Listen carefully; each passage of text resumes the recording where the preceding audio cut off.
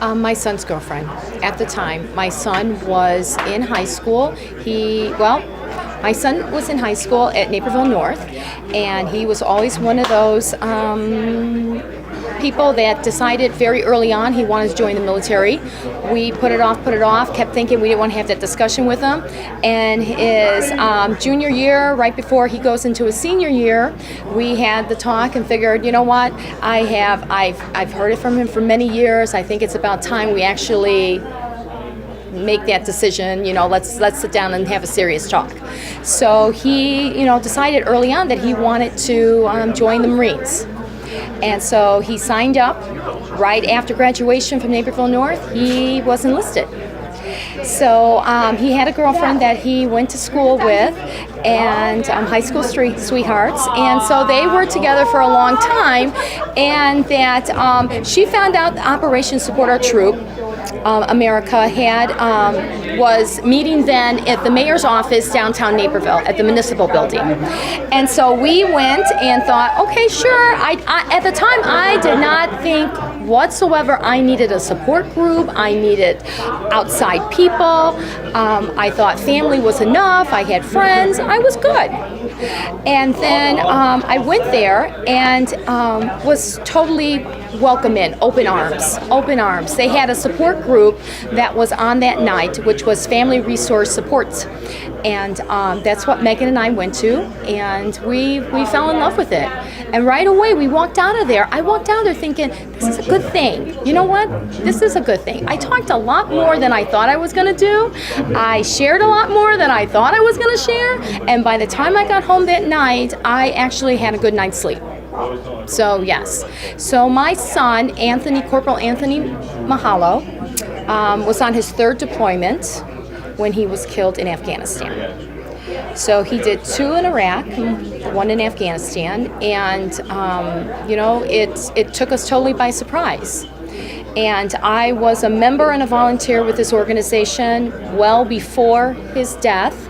And I struggled with whether or not to stay in the organization because I thought that I was their worst fear for the families who's had sons and daughters deployed in the warehouse, in our organization. Now they looked at me and I didn't want them to look at me and feel that, life stopped or you, there was, after you get the news, you curl up. You don't, you stop everything, there's no joy anymore. And I decided that I didn't want that to happen. So my good friend, Deb Rigger, kind of took me under her wing and wouldn't let me stay on my pity pot and decided to get me involved more. So one day Deb goes out to take the jump with the Golden Knights. And I was asked to go along with her because that was the year anniversary of my son's death. So she thought it'd be really fun, it'd be a nice thing. Let's go watch me jump out of an airplane. So I do, and at that time, it was, I was talking smack that day. Because at that time, you had to be put on a list.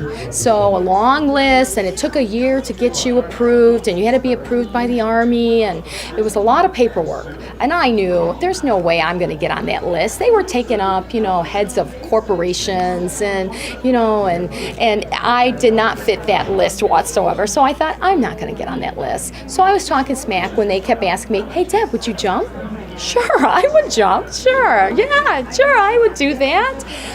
Fast forward a year, I get the call from Deb that tells me my jump has been approved. 2 days I had. 2 days to get settled with it. So my stomach spent a lot of that weekend up here. But I will tell you, as was I nervous? Yes.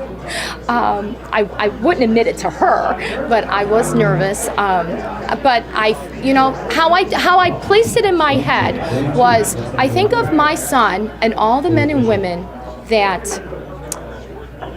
who serve our country, face their fear, go to foreign lands to serve our country, and I can get on this plane and I can do this. And God, if it's my time, okay, I'm at peace with it. But I can get on this plane and do this. And that's a lot what got me through, was the strength from my son, from this organization, and from all the families that I've met along the way. So I took my jump, I got down, and what an adrenaline rush. Oh my gosh. At that time, then you would just leave and kind of go, I went home. I got my car and I drove like fast down the street. I'm driving fast, because I thought there's no stopping me now. I just jumped from an airplane. So then, it's an amazing experience. And from that, we now have the Leap of Faith program. And we work with Mike Elliott, the all-veteran parachute team, who a lot of them were former Golden Knights from the Army, and it's just an amazing thing to go through and experience the seminar.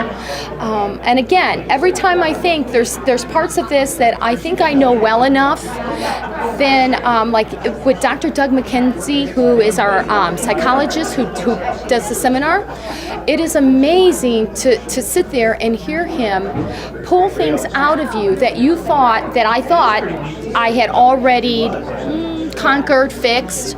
No, I kind of just buried it, and that it came back up. So, he really helps the families. He helps the Gold Star families of the fallen, that to know that there is more out there. And it's part of your child's legacy to go out in the world and spread joy, do service, community service. That's a huge way to get involved and